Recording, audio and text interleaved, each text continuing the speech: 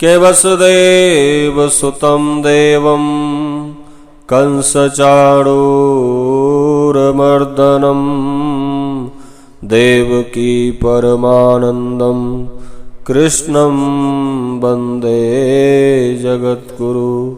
बोलिए विष्णु भगवान की जय। नमस्कार प्रिय बंधुओं, आप सभी का हमारे YouTube चैनल में बहुत बहुत स्वागत है। बंधुओं, आज के इस वीडियो में आप श्रवण करेंगे चैत्र मास के कृष्ण पक्ष की पाप मोचनी एकादशी की पवित्र पावनी कथा। तो चलिए, चैनल पर नए हैं चैनल को सब्सक्राइब कर लें, बेल आइकन को प्रेस कर दें, जिससे कि इस चैनल पर आगे आने वाले सभी वीडियो का नोटिफिकेशन आपको प्राप्त हो जाए। बंधुओं, एकादशी व्रतकर्ता को चाहिए कि प्रातः काल भगवान नारायण का स्मरण करते हुए प्रातः जागरण करें और प्रातः जागरण करके सर्वप्रथम अपने करों का, अपने हाथों की हथेलियों को देखें, करों का अवलोकन करें और करों का अवलोकन करते समय चाहें तो यह मंत्र बोल सकते हैं, कराग्रे वस्ते लक्ष्मी, कर मध्य सरस्वती, करमूले स्थितो ब्रह्मा, प्रभाते कर दर्शनम। इस प्रकार अपने करों का दर्शन करें। फिर भूमि पर पैर रखने से पहले सर्वप्रथम भूमि माँ का, पृथ्वी माँ का वंदन करें और सीधा पैर सबसे पहले पृथ्वी पर रखें। उसके बाद स्नान आदि से निवृत्त होकर बंधुओं अपने गृह मंदिर में अथवा निकट के किसी देव मंदिर में जाकर भगवान नारायण की प्रतिमा के सम्मुख आसन पर खड़े होकर हाथ में थोड़ा सा जल लेकर एकादशी व्रत का संकल्प हमें अवश्य ही करना चाहिए। संकल्प करते समय आप बहुत सरल भाषा में इस प्रकार संकल्प कर सकते हैं। आप भगवान के सामने हाथ में जल लेकर कहें कि हे प्रभु, अमुक नाम, अपना नाम बोलें, इस नाम में और इस गोत्र में अपने गोत्र का उच्चारण करें। इस गोत्र में जन्मा हुआ मैं आपके चरणों का दास, आपकी प्रसन्नता प्राप्ति के लिए और अपने मन की समस्त कामनाओं की पूर्ति के लिए आपके निमित्त एकादशी व्रत का संकल्प ले रहा हूँ। आप मेरे व्रत को सफल कीजिए। हे व्रतपते, आप सभी व्रतों के पति हैं, आप मेरे व्रत को सफल करें।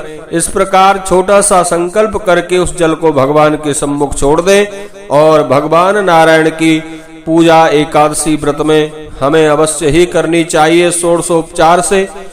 लेकिन जितने भी उपचार आप भगवान को, जितनी भी पूजन सामग्री चढ़ा सकते हैं बंधुओं, हमें चढ़ानी चाहिए।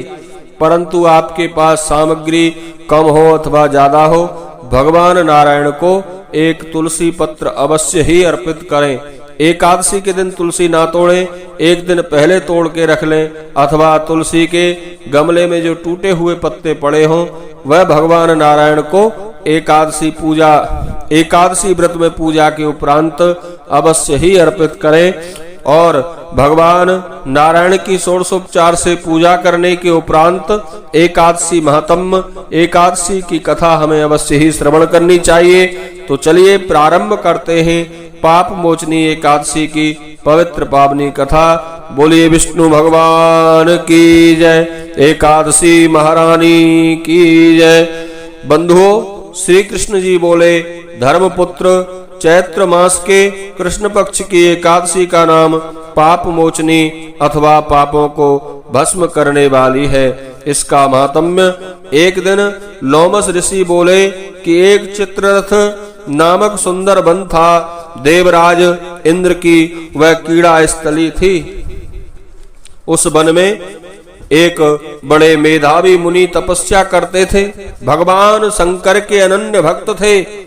शंकर भगवान के सेवकों से कामदेव की जन्म से ही शत्रुता रहती है। अप्सराओं को साथ लेकर अपने मनमोहन, संतापन इत्यादि 5 बाणों को कस लिया कामदेव ने और मंजूखा नाम की अप्सरा ने मुनि के मन को हर लिया। भगवान शंकर का ध्यान भूल गए।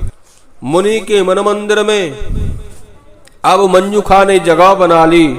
रास विलास करते करते बंधुओं उस अप्सरा के साथ में मुनि को 18 वर्ष व्यतीत हो गए। अप्सरा अब स्वर्ग जाने की आज्ञा मांगने लगी। मुनि बोले, आज पहला दिन ही तो है, कल चली जाना।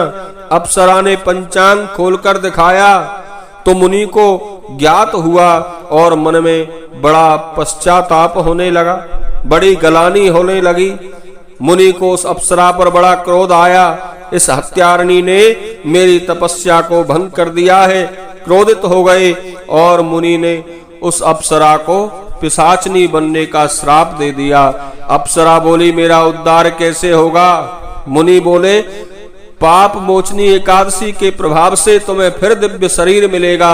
ऐसा कहकर मुनि अपने पिता च्यवन ऋषि के पास चले गए और अपने पाप कर्म से उद्धार होने का उपाय पूछा। तो बंधुओं, मुनि के पिता च्यवन ऋषि ने उनको पाप मोचनी एकादशी का व्रत रखने के लिए कहा। अतः मुनि और मंजूषा दोनों इस व्रत के प्रभाव से पापों से छूटकर मुक्त हो गए। इस एकादशी व्रत में चिरौंजी का सागार हमें अवश्य ही लेना चाहिए। फलाहार में चिरौंजी का प्रयोग करें।